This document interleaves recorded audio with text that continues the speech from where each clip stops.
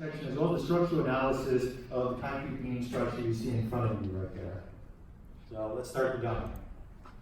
So Michael is our scanner operator, and he is going to start taking a 3D point cloud scan of this beam structure, and you can see a live feed on the left screen right there. Let's talk a little bit about the project of what we're trying to accomplish here. Our goal is to develop a digital twin system, and the digital twin system embodies the idea of combining data, modeling, and analysis all together into one fast, efficient, and robust system.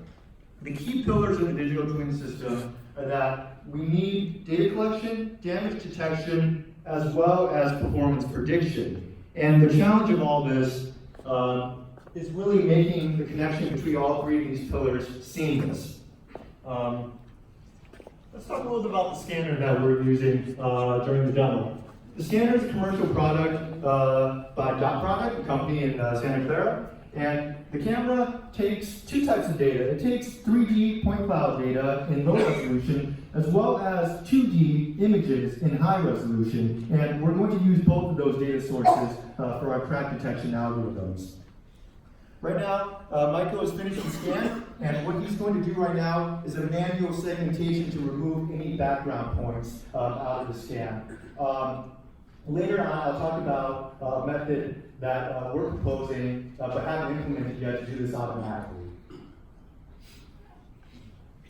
So once the scan is completed and all the background has been cropped out, as Michael is doing currently, he's going to transfer the data wirelessly over our Ethernet, and then tonight the workstation operator is going to receive the data. So let's give Michael a little bit of time to do all the background removal. I should also mention, today, Michael is our scanner operator. However, we're also testing the use, and one of our collaborators, Elliot, gave a presentation yesterday about using a drone platform to autonomously collect this data. So let's see a quick video of the drone in action. It's a DJI drone, carries up to a 5 kilogram payload, and, 6 kilograms. And you can see we programmed this drone to, we're flying this drone around the structure, and this really enables users to use it in situations where you really don't want a human to be, such as, let's say, the lower deck of a bridge mid-span, where it's a dangerous place to be. So Michael currently is finishing sending the data. And Tanai will now run our automated crack detection script, which will do two things. The first thing it'll do is generate a one-to-one mapping between the 2D and the 3D data. This mapping is necessary because all of our crack detection algorithms are being run on the 2D data set. The 3D is used for visualization. We do this mapping by using the camera intrinsic parameters as well as location and rotation information about where each image was taken. And by having this mapping, we're able to project from 2D to 3D.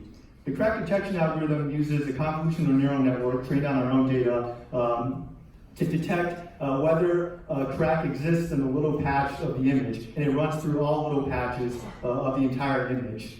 You can see the results of our crack detection algorithm on the left-hand screen over there in 2D. And next, tonight will show the crack detection in 3D.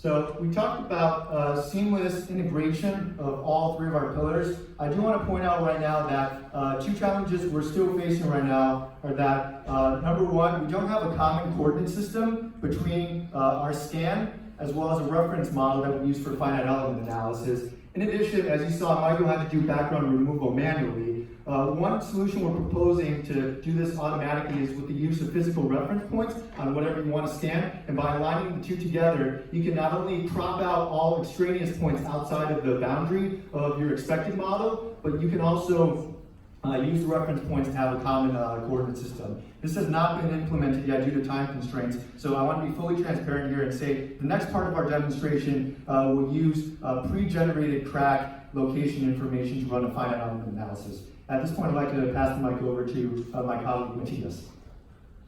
Thank you very much. So now I need to be a bit fast to explain what's going on, because here we have a finite element model. It's built upon an initial scan that we did of the as-built geometry of the beam. And what we can see now is that a crack is starting to develop in the elements that are coincident with the crack, because those were weakened in this procedure. So we reduced the tensile strength of those. And in the load displacement diagram, in the upper left corner, we can see, or start to see, that the capacity is,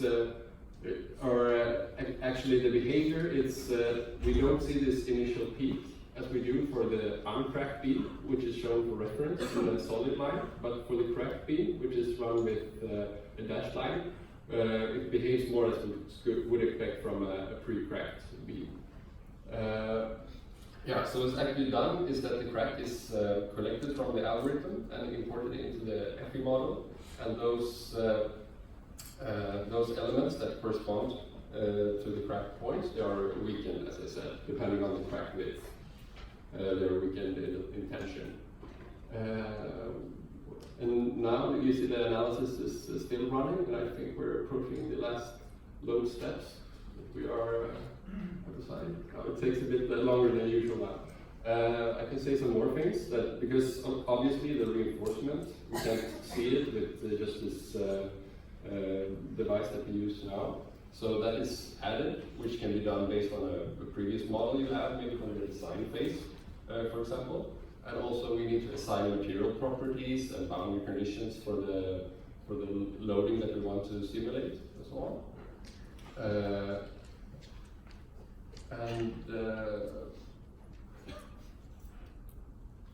It was very fast when we practiced, so I don't know what happened to the computer. But this is the last close-up. So now we see that the crack has, or this is the first principal strains actually that we see in the contour blocks. So they have localized to these to the cracked elements, and that is what we would expect. And this is our team, as was introduced earlier. So it's a joint effort between the Structural and Composite Lab here at Stanford and also Stanford University in Gothenburg. And this is us. And some acknowledgements of our partners, financiers, and collaborators. Thank you very much for your attention. Any questions?